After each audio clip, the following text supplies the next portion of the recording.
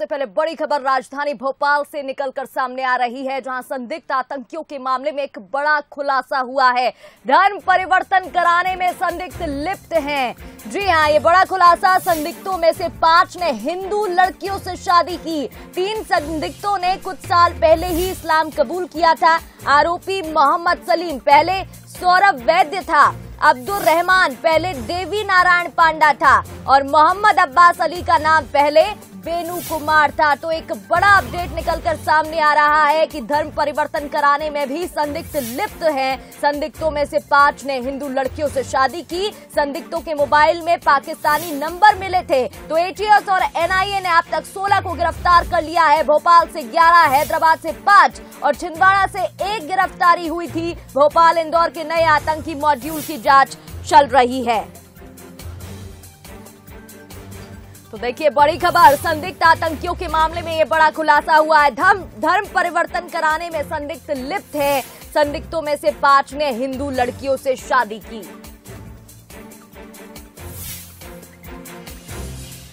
और चलिए इस खबर पर ज्यादा जानकारी के लिए हमारे साथ संवाददाता सूरज शर्मा लाइव जुड़ गए हैं। सूरज, देखिए सबसे पहले इंटरनेशनल नेटवर्क निकलकर सामने आया, इंटरनेशनल कनेक्शन, और अब एक बड़ा खुलासा, धर्म परिवर्तन। इसके अलावा क्या और संदिग्ध गतिविधियों में लिप्त हो सकते हैं ये? जी देखिए प्रगति, यही सबसे बड़ी जानकारी है कि जिन 16 लोगों को एटीएस ने गिरफ्तार किया है उसमें से 5 लोग जो हैं भोपाल हैदराबाद मॉड्यूल पर काम कर रहे थे, जिन्होंने 5 लड़कियों से शादी की थी, हिंदू लड़कियों से शादी की थी। और जो खुलासा हुआ है उसमें ये जानकारी निकलकर सामने आ रही है कि इनके मोबाइल नंबर, जो फोन था, उनसे पाकिस्तानी नंबर निकाले गए हैं, पाकिस्तानियों से संपर्क में थे। और बड़ी बात यह है कि 2 जो लड़कियों से शादी की थी उनका धर्म परिवर्तन हाल ही के कुछ समय पहले कराया गया है। यानी 2 हिंदू लड़कियों को धर्म परिवर्तन कराया गया है, उन्हें मुसलमान बनाया गया है। तो एक बड़ा खुलासा यही हुआ है। बाकी जानकारी हमारे साथ दीपक जुड़े हुए, उनसे बात करके लगातार कवर कर रहे हो। कल भी इस तरीके से कोर्ट में पेश किया, तो बड़ी जानकारी निकल के आ रही कि लव जिहाद का मामला, पहले शादी की फिर धर्म परिवर्तन कराया। हाँ, इनका पूरा मोडस ऑपरेंडी यही था, क्योंकि देश को किस तरीके से इस्लामिक स्टेट बनाना है, कैसे देश को इस्लाम बनाना, ये इनका पूरा मोडस ऑपरेंडी था। इसी के तहत काम कर रहे थे, क्योंकि इनके निशाने पर हिंदू लड़कियां होती थी, उनसे शादी करना, फिर बाद में उनके ऊपर किसी भी तरीके से दबाव बनाकर प्रेशर करके इस्लाम में कन्वर्ट करना, जिसके चलते जो द केरला फिल्म बताया गया है उसी तर्ज पर ये लोग भी काम कर रहे थे। जैसे जो मुजाहिदीन काम करते हैं या अन्य इस्लामिक संगठन काम करते हैं, हिंदू लड़कियों को फंसाकर और उसके बाद उन्हें ब्रेन वॉश करके उनको इस्लाम धर्म में लाना, उनको धर्म के बारे में अच्छी चीजें बताना। एक चीज और सामने आ रही है, जो पाकिस्तानी मोबाइल नंबर मिले, तो क्या वो पाकिस्तान के अपने आकाओं से संपर्क करते थे? हुज़्ब तहरीर क्या उसके लिए काम करता था, वहां से फंडिंग होती थी और उसी के आदेश पर धर्म परिवर्तन कराया जाता था?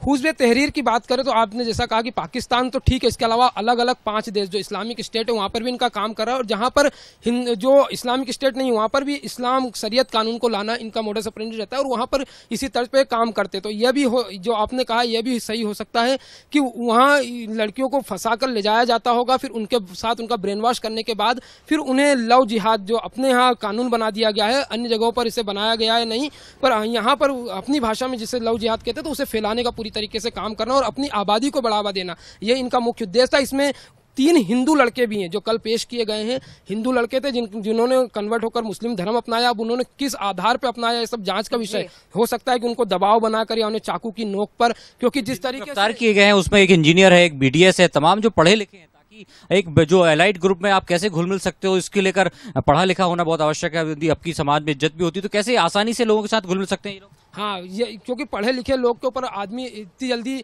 यह भरोसा नहीं करता कि ये एंटी नेशनलिज्म होगा, इसलिए सबसे बड़ी बात यही होती है कि वह समाज में जल्दी घुल सकते। जैसे डॉक्टर होता है, वीडीएस डॉक्टर की बात कर लें तो डॉक्टर भी लगातार जनता के संपर्क में होते हैं, इंजीनियर संपर्क में होते हैं, पढ़े लिखे समाज होते हैं और इनका ब्रेन वॉश किया गया। और फिर उसके बाद जैसे यहाँ की बात करते, ईदगाह हिल से जैसा बताया उनके चाचा ने, यदि आका, जैसा आपने बात कही थी पाकिस्तान की, यदि आका से आप जुड़े हो और उनने गुमराह किया तो उनका नाम जल्दी से एटीएस को बताएं, जिसके चलते उन्हें भी पकड़ा जा सके। तो उनके कहीं ना कहीं परिवार वाले विरोध में थे। 2020 में ईदगाह से जुनेद गया था जो बीडीएस डेंटिस्ट था, और फिर वहां पर उसने यहाँ भाई से झगड़ा होने के बाद हैदराबाद चला गया और फिर जब वो पकड़ाया तो आतंकी के रूप में पकड़ाया। तो कहीं ना कहीं बड़ा खुलासा यही है कि किस तरीके से जो बीडीएस डॉक्टर था, पढ़ा लिखा था, उसके परिवार के तमाम लोग पढ़े लिखे, एक इंजीनियर है, विदेश में नौकरी करता है, उसके पिता ने कल यही कहा था, ताऊजी ने यही कहा था कि वो अच्छा पढ़ा लिखा लड़का था और भोपाल में काम करता था, लेकिन झगड़ने के बाद वो हैदराबाद गया। उसके बाद किन लोगों से मिला, कैसे उसके उसका ब्रेन वॉश हुआ और कैसे वो आज हट के लिए काम कर रहा है, जिस तरीके से एटीएस ने गिरफ्तार किया है।